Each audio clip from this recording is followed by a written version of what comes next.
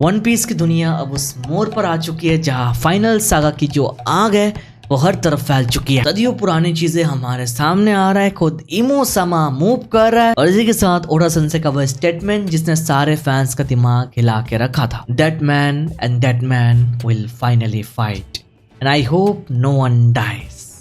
ये दोनों कोई न्यू कैरेक्टर्स नहीं है, इंट्रोड्यूस्ड कैरेक्टर्स है और इससे इंडिकेट किया गया शैंक्स वर्सेस ब्लैकबियर्ड। ये कोई राज रहा नहीं भाई, पूरा फैंडम जानता है that man versus that man fight कहाँ पर इंडिकेट हो रहा है। ये सिनेरियो अब से नहीं वन पीस के स्टार्टिंग से कुक होता हुआ जा रहा है। Just imagine the fight Akagami no Shanks versus Blackbeard और we should say David Blackbeard. ये बस दो योंकोस की आपस की लड़ाई नहीं ब्रो, ये दोनों की लेगेसीज, दोनों की आइडियोलॉजीज और दोनों के ब्लड लाइन्स के बीच में एक ऐसी फाइट जो स्टार्टिंग से कुक होता हुआ आया। तो आज के वीडियो में हम एक एक पन्ना खोलेंगे, लिनेज से शुरू करके पूरे फाइट के आउटकम के बारे में बात करेंगे। बिकॉज आफ्टर ऑल ये one of the most epic One Piece fight होने वाली है। यहाँ पर शुरुआत करते हैं उस कार से जो शैंक्स के लेफ्ट आई पर है।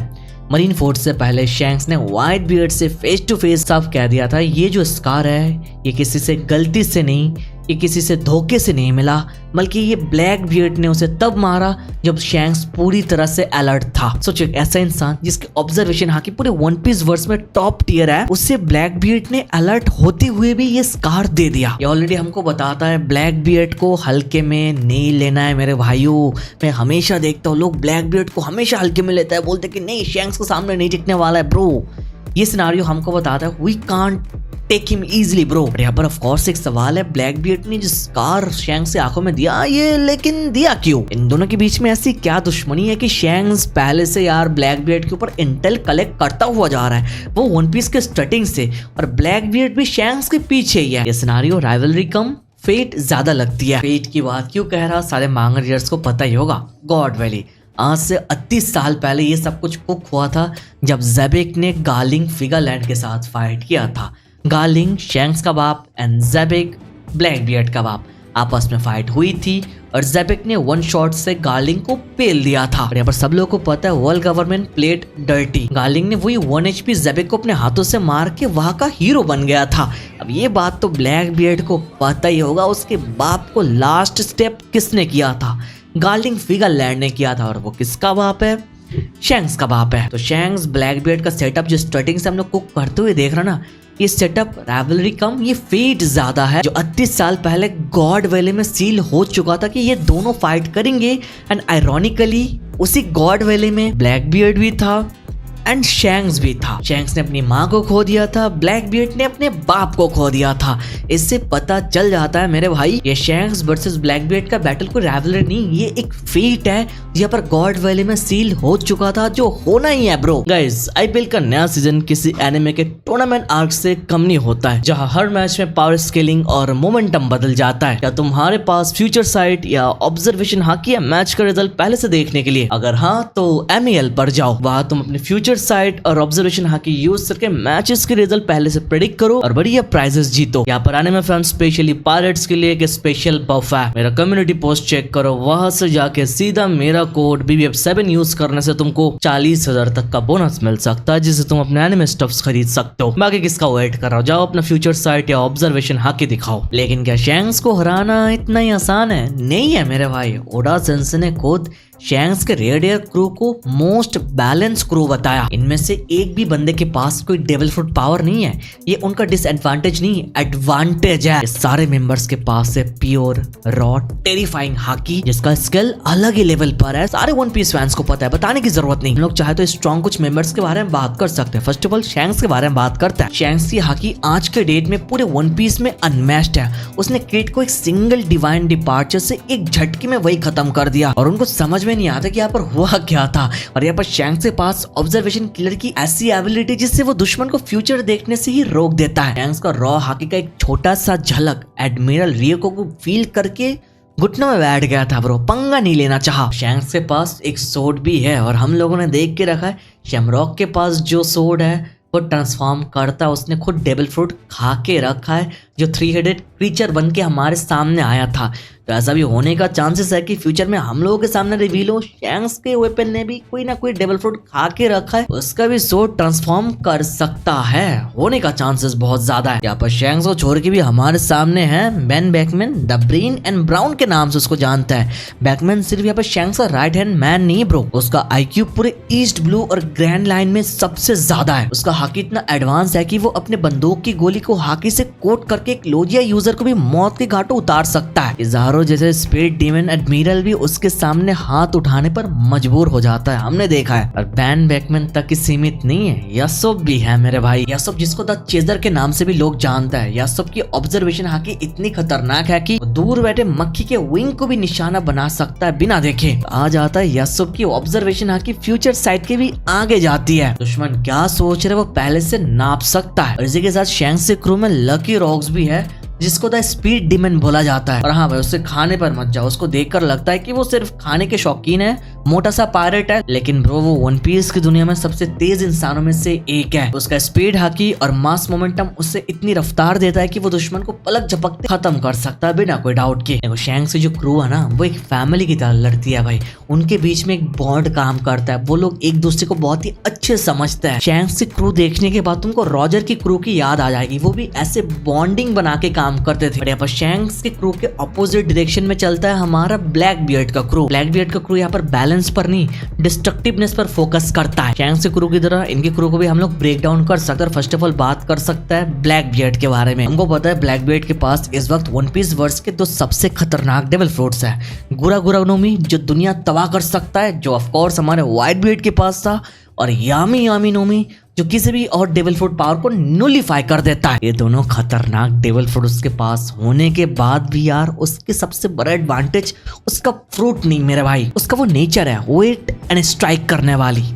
थोड़ा छुप के काम करता है, वेट करता है और स्ट्राइक करते हैं at the very right moment, जब स्ट्राइक करने से वो उसको मार सकता है। ये नेचर हम लोगों ने एक बार नहीं भाई 2-3 बार देख के रखा है वन पीस में। ब्लैक बियर्ड चालाक है, दिमाग से काम करता है, वो तब तक नहीं लड़ता जब तक उसको लगता नहीं कि यहाँ पर 100% वो जीत सकता है। ब्लैक बियर्ड गंदा खेलता है, धोखा देता है और यही उसका सबसे बड़ा वेपन है। और इसके अलावा मार्को ने हमको हिंट भी दिया था, ब्लैक बियर्ड की जो बॉडी है वो बहुत ही स्ट्रेंज है, वो जिंदगी में कभी सोया ही नहीं मेरे भाई, जो हमको बताया गया है। उसके झंडे पर 3 खोपड़ियां है जो शायद पोर्ट्रेट करता है उसके 3 डिफरेंट पर्सनैलिटीज, जिसके बारे में बहुत टाइम से कम्युनिटी में थ्योरीज भी चल रहा है, तुम लोगों ने भी शायद देख के रखा है। तो कोई बंदा बिना सोए कैसे रह सकता है, मुमकिन नहीं ब्रो। चलो ब्लैक बियर्ड के बारे में आगे हम लोग बात करेंगे, अब उसके कुछ स्ट्रॉन्ग क्रूमेट के बारे में बात करते हैं। First of all let's talk about Shiryu, जिसको जाना जाता है शिरोयो ऑफ द रेन नाम से। उसके पास है सुकी सुकी नोमी, मतलब इनविजिबिलिटी फ्रूट। हमको ऑलरेडी पता है शिरो पहले से एक मास्टर सोर्डमैन था, पर अभी उसके पास इनविजिबल होने का पावर है,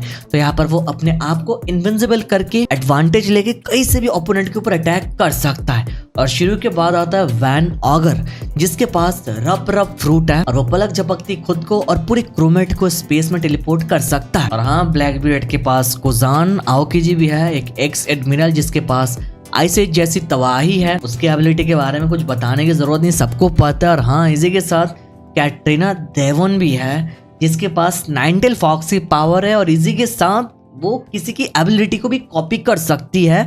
और हम लोगों ने देखा उसने करंटली सैटर्न की एबिलिटी को कॉपी करके रखा है, तो बेसिकली सैटर्न के पास जो पावर है वो सेम पावर वो भी यूज कर सकती है, खुद सैटर्न बन सकती है, बट अभी तक वो बनी नहीं। इस एबिलिटी को वो बचा के रखे किसी के अगेंस्ट यूज करने के लिए। अभी के लिए दोनों यंको क्रूज के पावरफुल कुछ कैरेक्टर्स के ब्रीफिंग थे। अब अगर ये दोनों यंको सामने आएंगे तो माहौल कैसा होगा, फुल तबाही।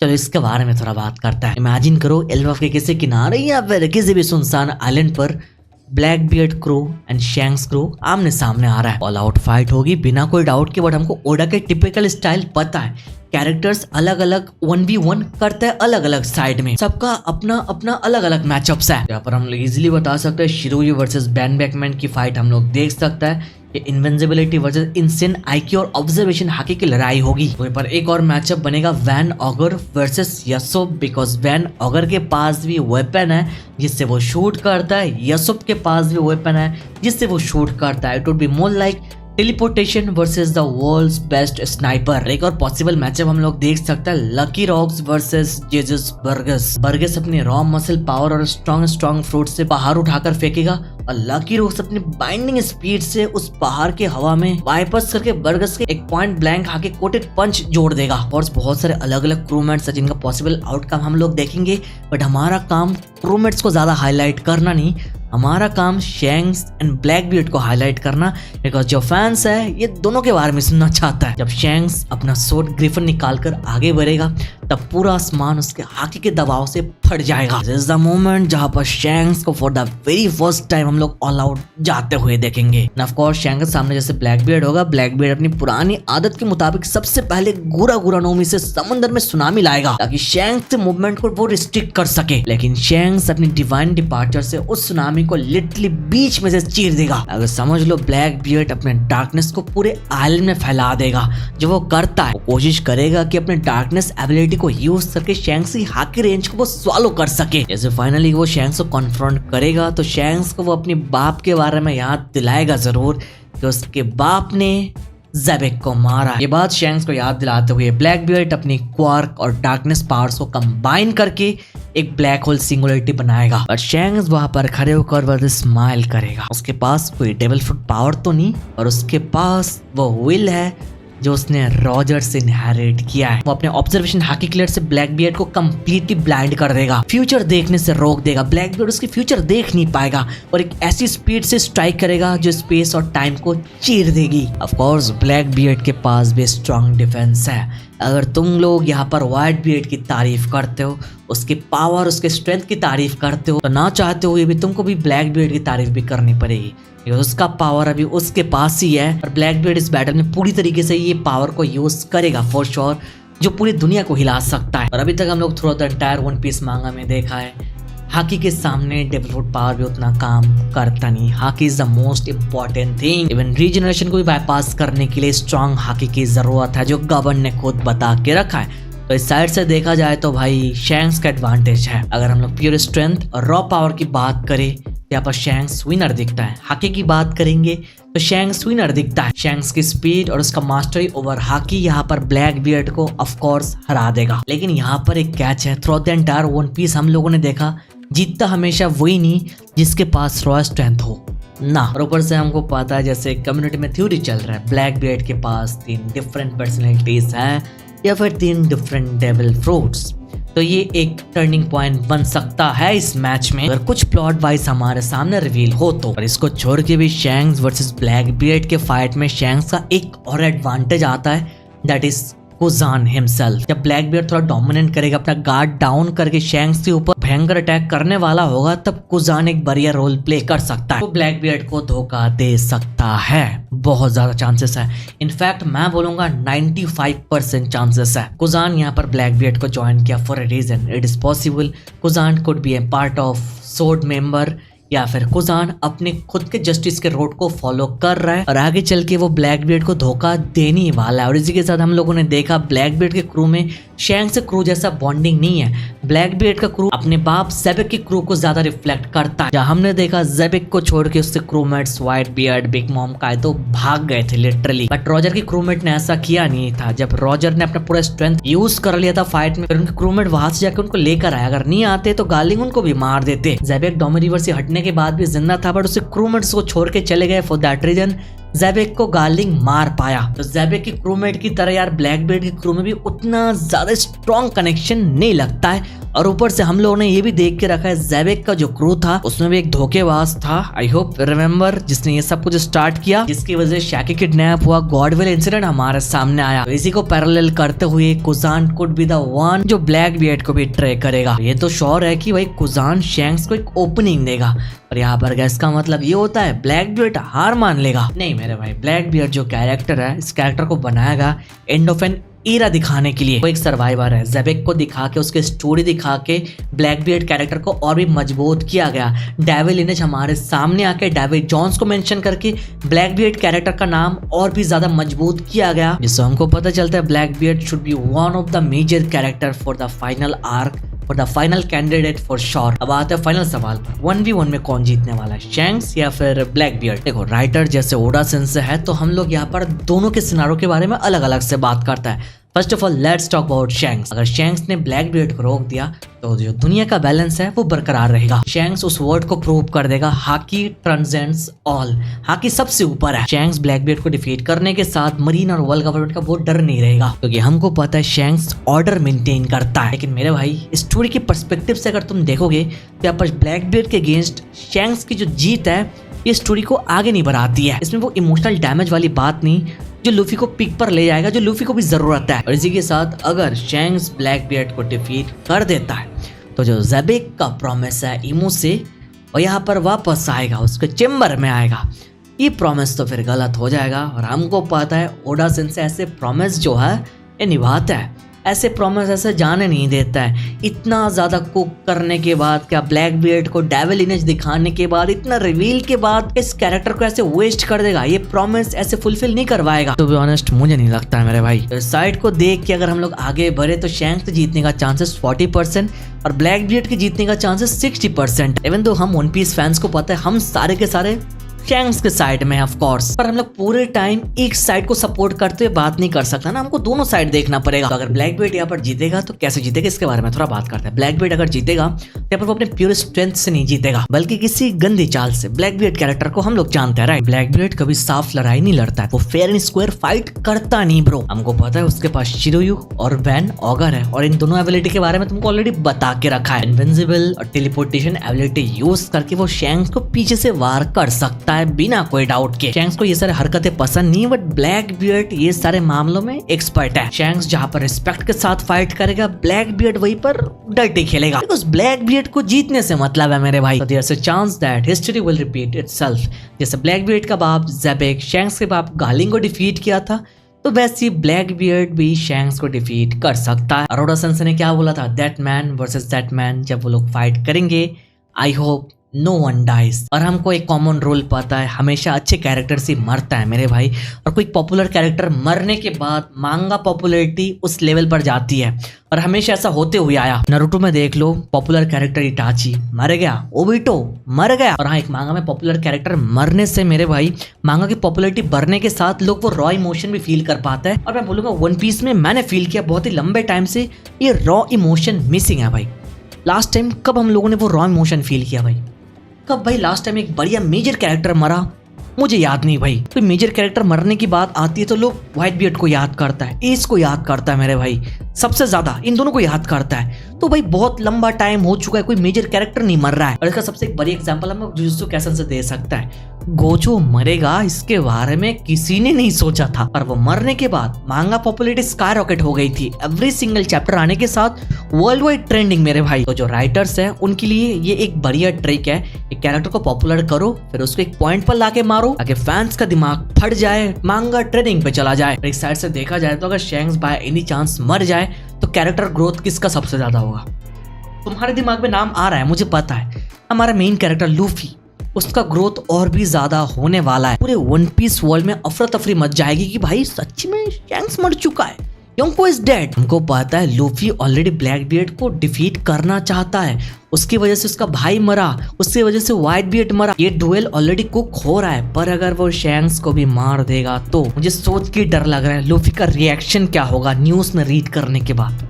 मुझे पता है as a One Piece fan तुम भी सोच नहीं सकते हो मेरे भाई। तो वीडियो का आउटकम यही है मेरे भाई, शैंक्स का जीतने का पॉसिबिलिटी बहुत ज्यादा है उसके रॉ स्ट्रेंथ, उसके हाकी की वजह से। पर अगर ब्लैक बियर्ड जीतेगा वो डर्टी खेल के जीतेगा, उसकी गंदी आदत पीठ पीछे बाहर करके या फिर ऑफ स्क्रीन। शैंक्स अगर जीत जाएगा तो नैरेटिव वाइज स्टोरी उतना ज्यादा इम्पैक्ट डालेगा नहीं आगे। अगर ब्लैक बियर्ड जीत जाएगा, शैंक्स को मार देगा तो स्टोरी नैरेटिव आगे बढ़ेगी। इसी के साथ हमारे मेन कैरेक्टर का ग्रोथ देखेंगे, इसी के साथ जो इमोशन अभी वन पीस में मिसिंग है वो 100% हम लोग देखेंगे, और इसी के साथ मांगा पॉपुलैरिटी स्काई रॉकेट हो जाएगी बिना कोई डाउट के।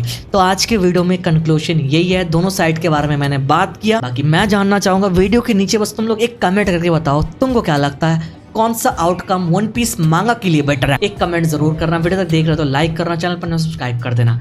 Thank you so much watching this video. तो मिलता है नेक्स्ट वीडियो में।